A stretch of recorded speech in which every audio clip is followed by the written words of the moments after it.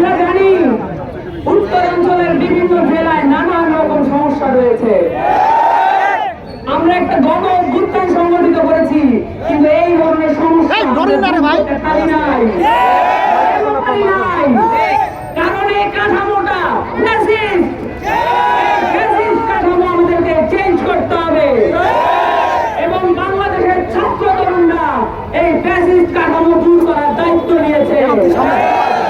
এই কাঠামোটা কিভাবে চেঞ্জ করবো?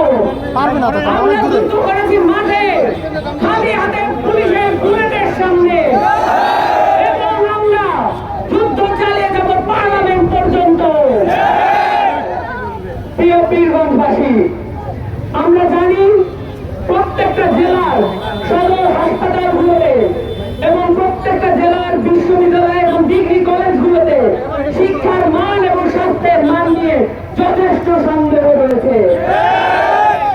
এই জায়গার শিক্ষা এবং স্বাস্থ্য যদি চেঞ্জ না হয়, আমরা কিভাবে এমন জনগোষ্ঠী গড়ে তুলব যে জনগোষ্ঠী ভবিষ্যতে আমাদেরকে ইন্ডিয়ার মতো পরাক্রমশালী শক্তির সাথে লড়াই করতে তৈরি করবে। প্রিয় পীরগঞ্জবাসী, আমাদেরকে স্পষ্টভাবে মনে রাখতে হবে যে লড়াই আমরা শুরু করেছি, সেই লড়াই আমাদেরকে চালিয়ে যেতে হবে। পরিবর্তন হওয়া পর্যন্ত আমাদের কোনো শান্তি নাই। আমরা রাজপথে থাকবো, রাজপথ এনসিপি এবং ছাত্র জনতার দখলে থাকবে। প্রিয় পীরগঞ্জবাসী, আপনাদেরকে আবার মনে করিয়ে দিতে চাই, আমাদের এই 96 থেকে 98% জনগোষ্ঠী মুসলিম। আমাদের উপর দায়িত্ব আছে।